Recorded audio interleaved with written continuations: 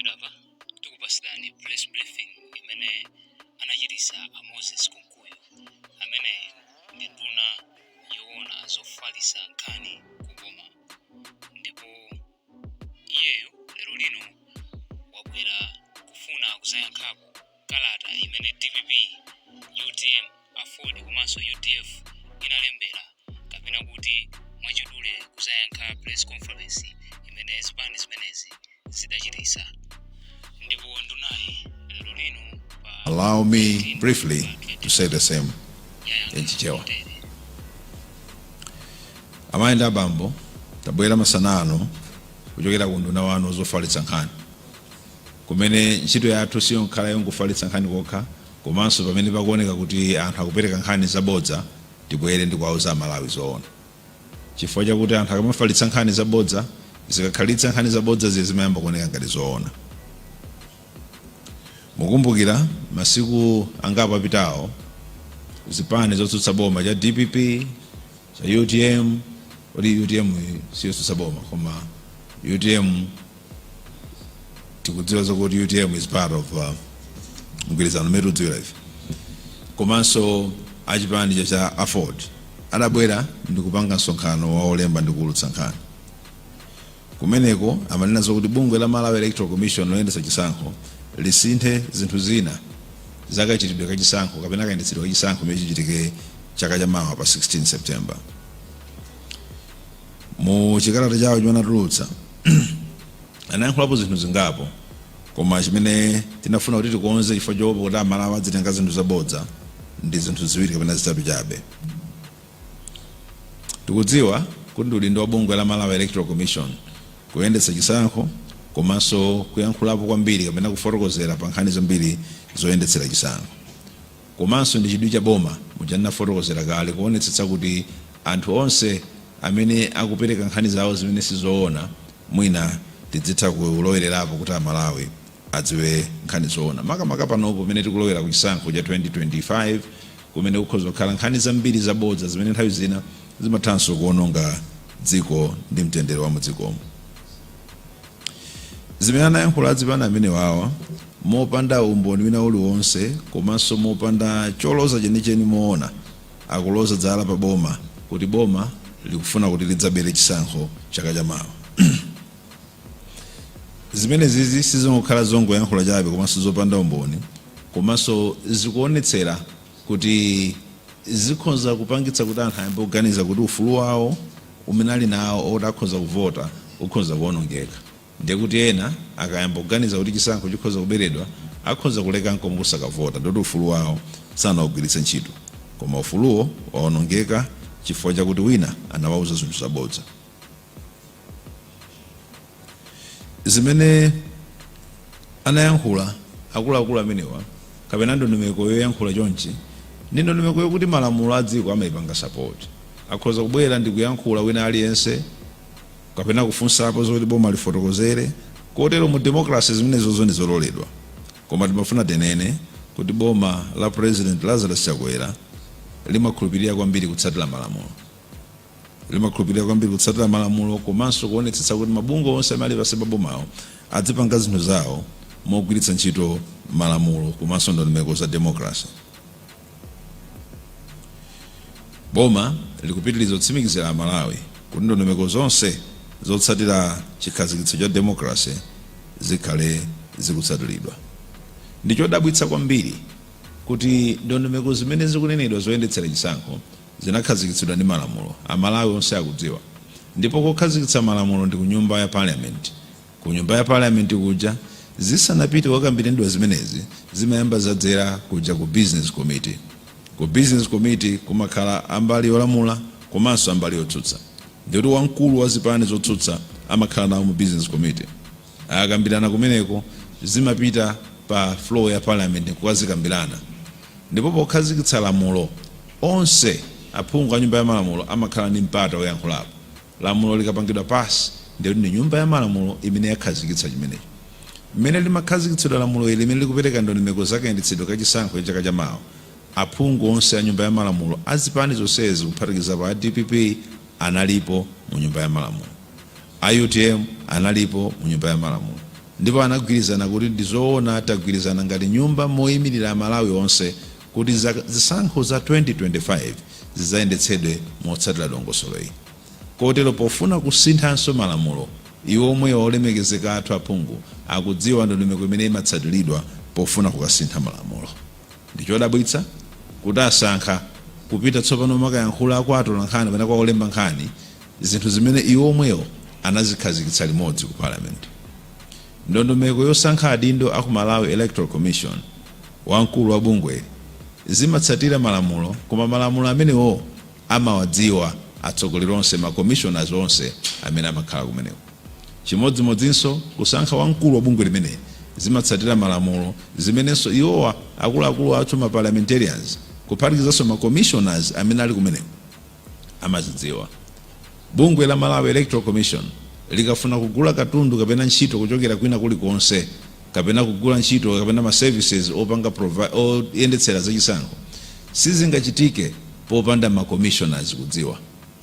Kutere kuti kuyankhula pano, chipani cha DPP chili ndi ma commissioners kumeke ofanana munambala ndi ma commissioners a Malawi Congress Party. Mmene zimachitika zonsezi ndiye kuti ma commissioners osewa zimenezo anazidziwa ndi kuvomerezana, tiyeni titenge awa atipatse ntchito imeneyi. Nzodabwitsa kuti tsopano kuchokera kumeneko zipani zawo ndi kumadzayankhula kuti izi sitinagwirizane nazo. Pamene tikuyankhula pano kuli ma signature awo kuseriku onena zoti iwo anagwirizana nazo zimenezi. Uwu ndi mchitidwe ongofuna kumadzabwitika Malawi kumawuza zinthu zabodza chifukwa chakuti tsopano ayambokhala ndi zolinga za mtundu wina. Funso likhoza kukhala lakuti kodi aphungu achipani cha DPP kapena aphungu azipani zimene zinapanga mkumano umenewo asintha kaganizidwe kawo kusiyana ndi mmene amaganizira mmene amapanga pasi malamulo amenewo? Kodi kuti akamapita ku parliament amaganiza mosiyana ndi mmene angakaganizira akakumana ku chipani kwawo? Kodi nanga ma commissioners amene ndi achipani cha DPP chipani chawo chikwakana tsopano kuti kaganizidwe kawo nkosiyana ndi mmene chikufuna chipani? Na ngati chipani chawo chisakugwirizana ndi kaganizidwe kama commissioners yawo, kodi limenelo ndi vuto la chipani china kapena ndi vuto la kuchipani kwawo komweko? Tikufuna titsimikizire Amalawi kuti mantha amene alipo tsopano ndi okuti akuluakuluwa ayamba mwina kuganiza zinthu za iwo osakhalanso zoganizira Amalawi. Pamene tikupita nyengo iyi tsopano ya mvula, chidwi cha Dr. Lazarus Chakwera ndi boma lawo chakhala pakuti samalire alime akhale ndi chakudya mdziko muno. Komanso tikuona zinthu zina zimene zikuchitika zitukuko zambirimbiri mdziko muno.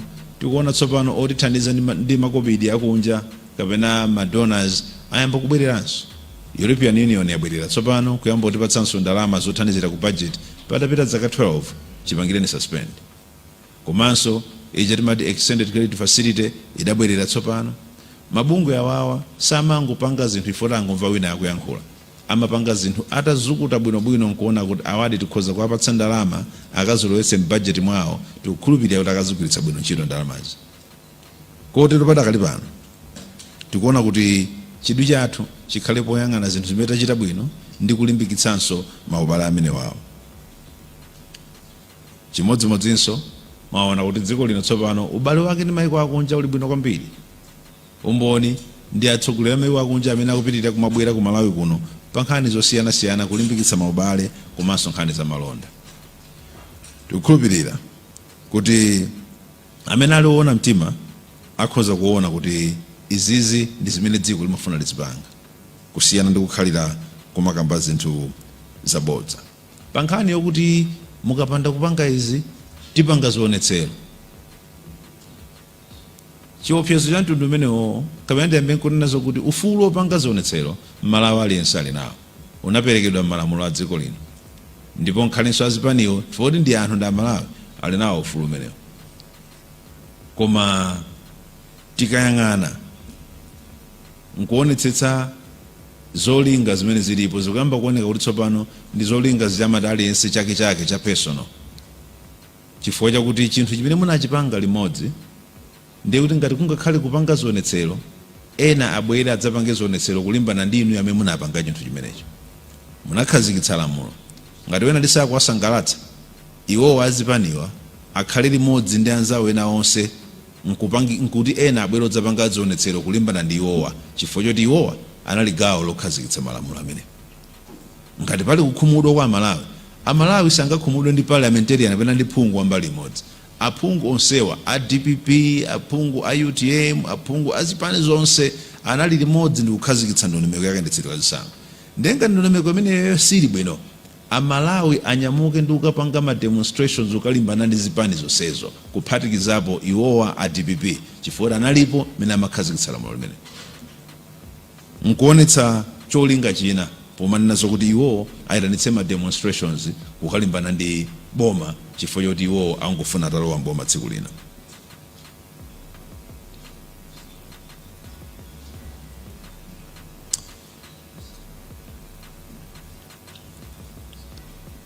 Titsimikizire kuti boma lipitiliza kutumikira Malawi makamaka pofuna kuti chitukuko chimenecho chitika chipitilire. Tikamaona zitukuko ya misewu njanje zikubwerera zikumangidwa pamakono, zimenezo ni zimene Amalawi akufuna.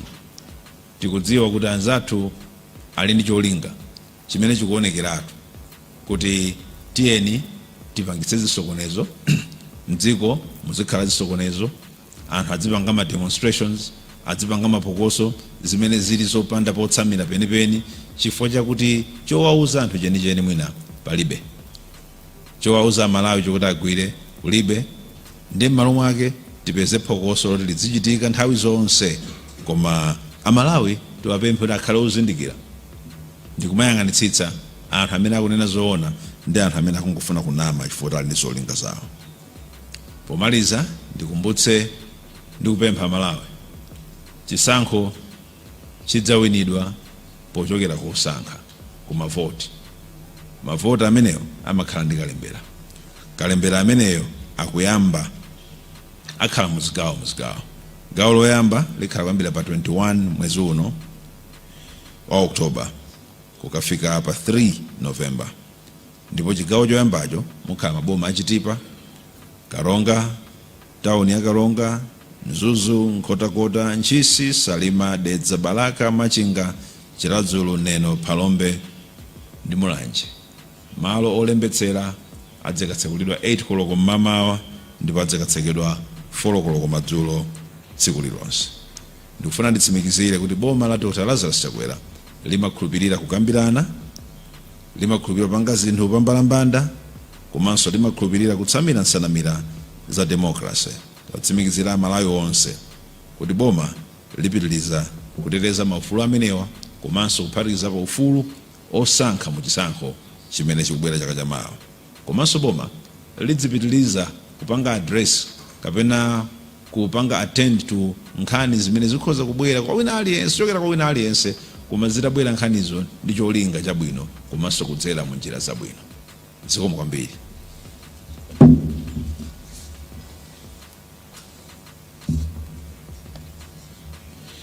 Tinene kuti pakhoza kukhala mafunso, ngati pankhale mafunso funsani kuti tiyankhe pamene tingathe kuyankha.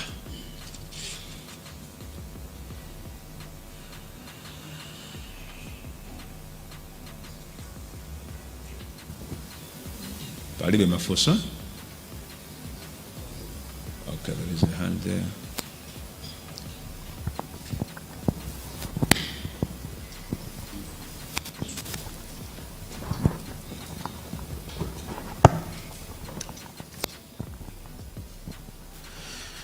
Zikomo kwambiri olemekezeka. Dzina langa Blessings Chereuka MBC. Ndili ndi mafunso awiri. Funso loyamba mwakambapo za ubale wabwino omwe ulipo pakati pa boma lanu ndi maiko akunja, zomwe mwakamba kuti zathandiza kuti thandizo losiyanasiyana lizifika mdziko muno. Komano olemekezeka pakhala pali manong'onong'o kunena kuti mamembala ena atonse ali ndi wana angakhale achibale kumene omwe akugwira ntchito maofesi akunja kwa dziko lino, ngakhale akuoneka ngati akumakanukamo mu tonsemu. Sindikudziwa kuti ngati boma simukuona kuti zitha kubweretsa kuchiopsezo kubale wabwino omwe mwakambapo ngati zili zoona zimenezi inuyo mapulani anu ndi otani.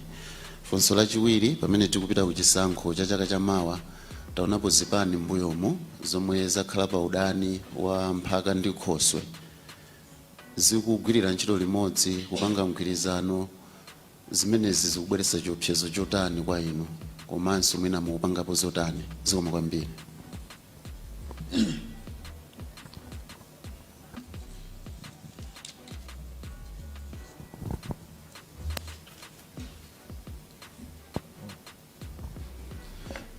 Innocent Mpongolo from Times Group. I just want to be clear. You mentioned something to do with dialogue.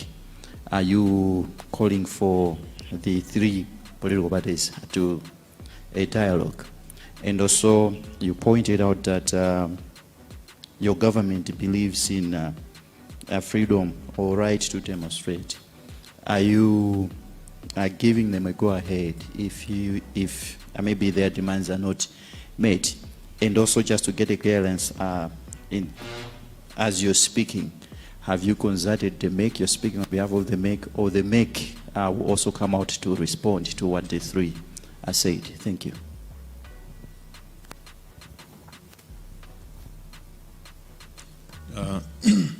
Zobumbiri ndiambiriro emalizirali sinaime pano kuyankhulira Malawi Electoral Commission, ndipo ndinafotokoza kuti tikudziwa kuti nkhani zokhudza chisankho amene amayankhulapo ndi kufotokozera zonsezo ndi Malawi Electoral Commission. Koma ngati boma tili ndi ufulu, tili ndi ntchito yofotokozera Malawi kuti wina atabwera ndi kumayankhula zabodza tiwafotokozera Malawi.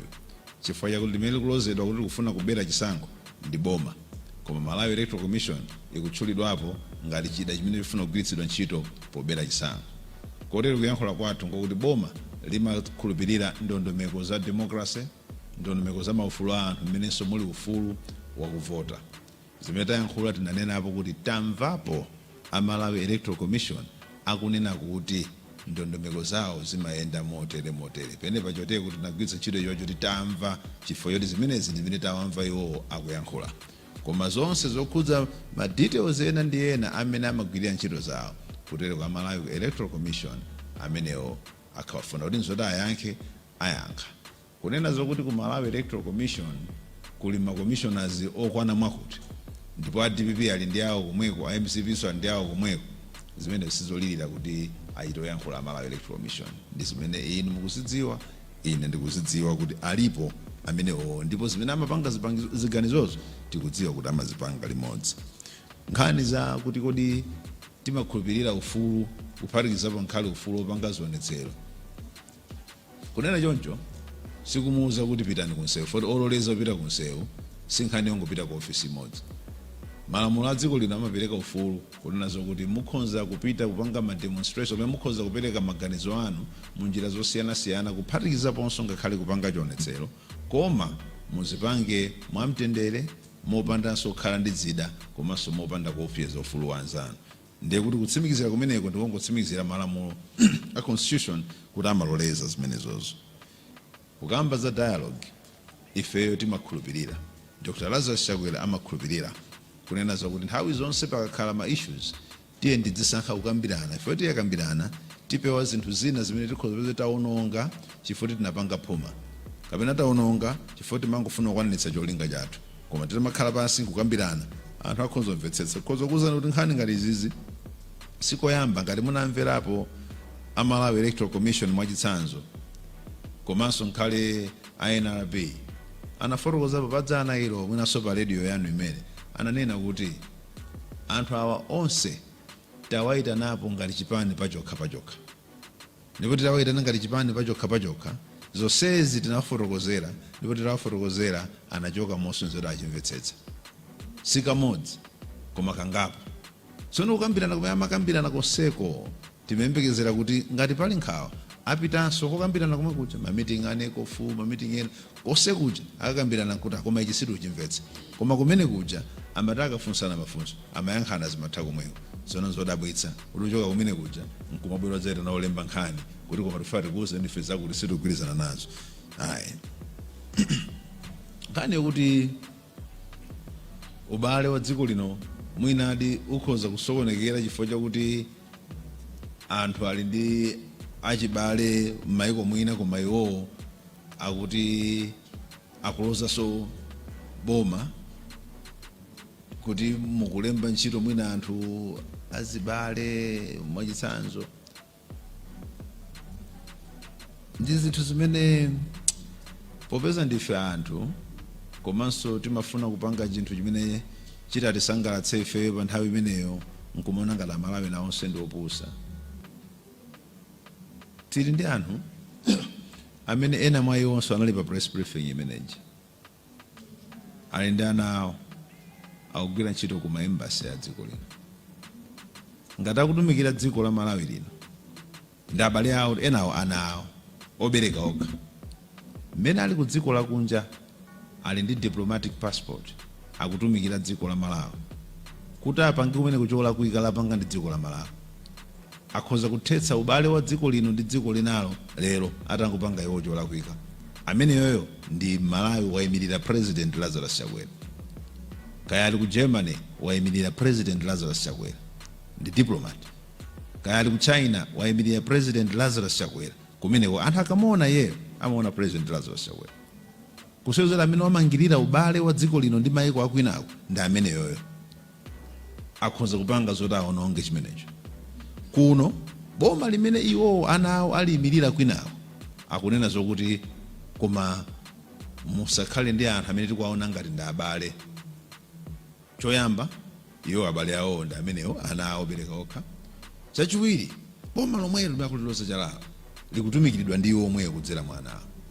Munthu amene akupanga chinthu choona ponena zakuti kuma ofesi ya boma kusamakhale abale ake a munthu wandale, anakamba nkuna zoti ana anga kazibwerani chifukwa ine ndine wandale, musakhale ku ofesi ya boma. Anakamba kumanga chimenecho. Boma ngati lola kuika anakana zoti ana anga kazibwerani, boma lilola kuika.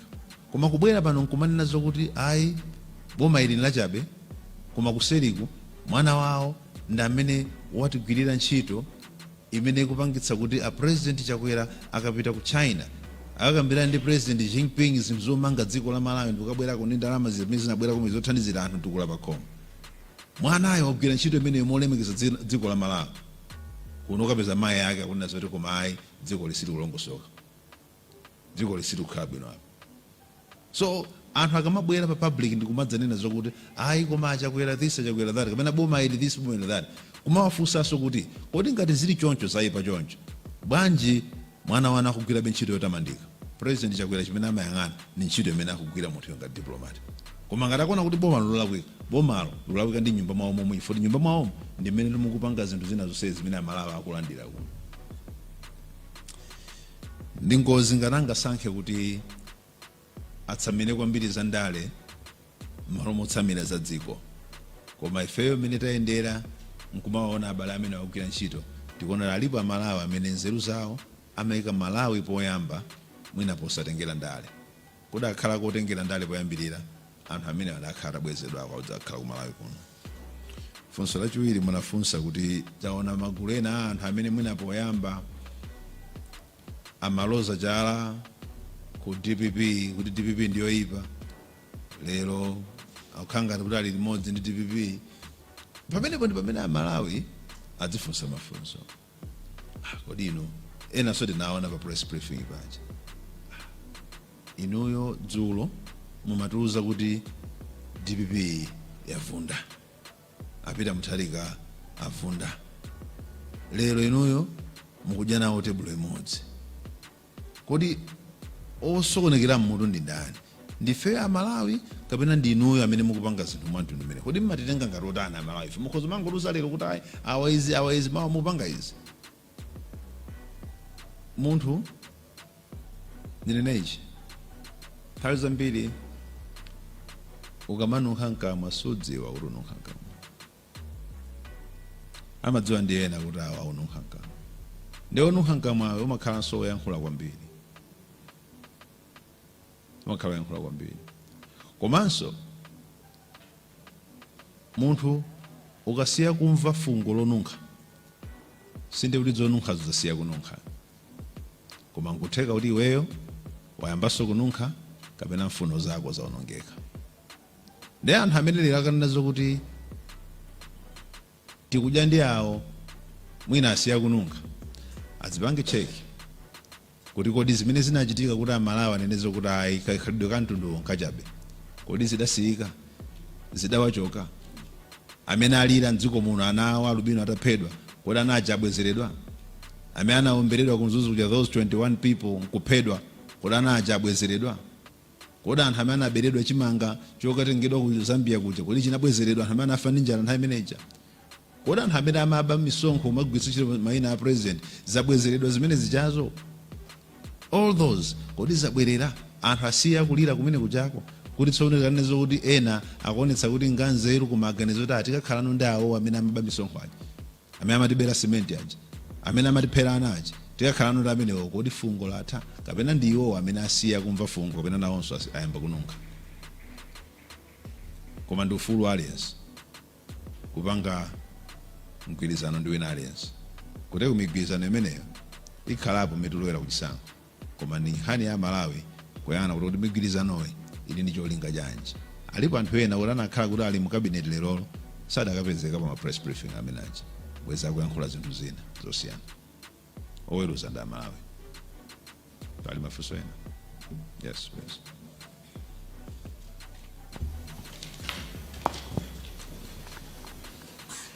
zikomo kwambiri olemekezeka ine ndi Kambani Banda kuyimira Kwacha magazine ine kwenikweni funso langa ndilokhudzana zomwe makamba za ma alliance kuti mapanga highlight kunena kuti UTM sichipani chotsutsa chidakali mboma komano pa press brief yomwe anachita zipani zotsutsawo UTM inatenga nawo gawo kodi mungawunikira bwanji Malawi makamaka pa excuse me makamaka pa cooperation yanu kuti mugwira bwanji ntchito a MCP ndi UTM polamula bomali popeza ena UTM akuchita zina ena sakuchita zina zikomo kwambiri kupanga zosiyana mwina tingoyankhabe foti mafunsa nkhale kuti nkhani imene timafuna kamba kwenikweni simeneyo koma kagwiridwe ka ntchito kuboma sindikamba za Zipani koma kuboma tili ndi president Dr. Lazarus Chakwera president wa Malawi Congress Party tili ndi vice president Dr. Michael Usi president wa UTM mmoja anachoka last week Dr. Michael Usi kupita kunja amakayimiria president Lazarus Chakwera president wa Malawi Congress Party koma president wa dziko la Malawi chimenecho ndi chitsanzo chakuti president Chakwera ngati ali busy kapena ngalandi zina zoti achite olemekezeka Michael Usi katumikire na Malawi pitani ku Morocco pitani ku Azerbaijan ndi kwinako kugwira ntchito za Malawi dzulo president Chakwera anali ku mast ku graduation olemekezeka Michael Usi amalandira president wa dziko la India ku Lilongwe president Michael Usi ndi president wa UTM president Chakwera ndi president wa MCP ife chimene tikuyang'ana nkagwiridwe ka ntchito ka mtundu umenewo tinene kuti timalizire pamenepo ndikuthokozeni chifukwa chakuti munabwera komanso munakhala chete kumvetserera pakachitikanso bodza lina tidzibweranso chifukwa tayiona kuti pala agenda yokuti tiyeni wiki yonse tidzikhala gulu nkuyankhula tidzikayankhula kwa Malawi kuti tiwauze zina zake zokuti aboma akupanga chakuti ndi strategy yolowera kuchisankho tikwadziwa anzathu amene amachitira ndeka ya patsogolo padzikhala nkhope zake zotani ife ya Malawi timakhala ndi chidwi chomangoyang'ana koma nthawi zina mwina sitipanga analyze critically tikhoza kumulola lero munthu amene dzulo anawauza anthu a polisi kuti omberani kuti muphe shoot to kill ife tikhoza mamuonerera kuti yankhula nkumata akuyankhula zinthu zanzeru anaphana athuja ife nkumata akuyankhula koma akuyankhula zanzeru ndi munthu mmene tasokonekerera mmene because mukazaganizira bwinobwino kwambiri muzaona kuti anthu akupita kuma demonstrations kuombera munthu mmodzi na afa apolisi aja amauzana timene kuti tinkuwabalalitsa koma taomba mmodzi ndipo wafa ndipo amalandira ma orders nthawi yomweyo pangani chakuti koma taomba mmodzi wafa palibe chowaletsa wachiwiri wafa palibe chowaletsa wachitatu wafa anthu ali pa ma demonstrations palibe chowaletsa wachinayi mpaka na 21 osewa akufa this was an order omberani kuti muphe anthu kunzuzu amene anaombera anatuma anthu kuti omberani kuti muphe, ataombera woyamba nkusawaletsa kuti samalani mukuononga moyo wanu. Amene anapanga zimenezo kwauza anyamatawo kuti omberani muphe, kubwera nkumadza yankhula ndi atolankhani makuza ndi dziko la Malawi likusokonekera. Iye ali ndi mwazi wa anyamata mitembo yawo 21 koma kuti iye nkumadza yankhula dziko la Malawi likusokonekera. There was a time Honorable Charles Nchacha ananena kuti kodi iwe kungokhala mulonda wa president ulinzi magayi moto zonsezo wadzitenga kuti kutanthauza ndinu akuba muli magamoto sewa zindalama zonse zifo ndiwe mulonda wa president. Lero nkubwera nkudzayima pano limodzi nkumawayankhula Amalawi kuti ife tikunena zoona. Amene ndimanena uja kuti mulonda wa president wakuba uja ndikuyalapa kumafoti kuyankhula zimodzi somati tikhoza maomberana m'manja. Amalawi nkumakhala nkumamvetserera zimenezo.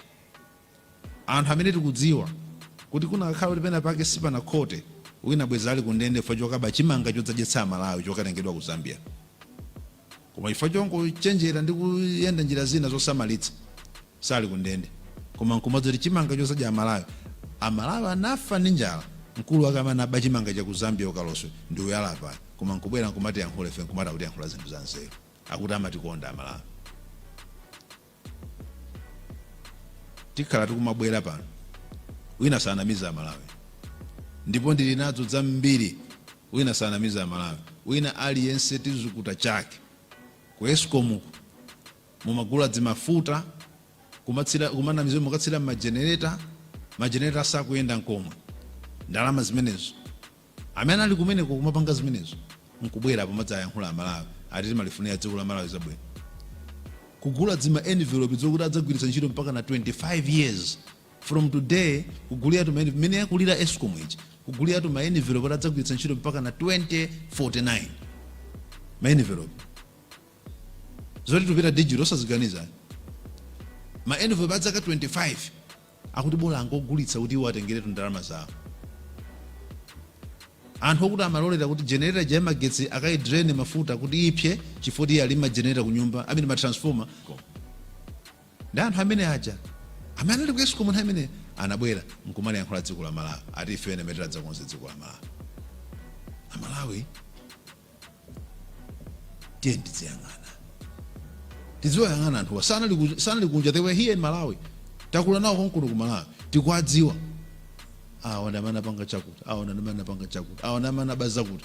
Koma lero akamabwera avala ngati angelo akuti ife ene ametenga konse dziko la Malawi. Ayi ifeyo katundu na wanu ofaletsa nkhani tibwera pano ndikutsutsana ndi aliyense amadabwera ndi nkhani zabodza pano. And tizitsutsa nkhani zimenezo with facts. Ma facts amenewo tili nawo. Koma ambuye akudalitseni ife yomvetsera zikoma. Nduna ya zofalitsa nkhani olemekezeka Moses Kumkuyu omwenso ndithu ndi mneneri wa boma kuyankhulapo zina ndi zina ku msonkhano wa atolankhani omwe umachitikira mu mzinda wa Blantyre ku Malawi. Umonso ndi mmene zinaliri lero lino pamene Moses Kumkuyu, Minister of Information, Amayankha Kalata ya chipani cha DPP UTM Food komanso UTF.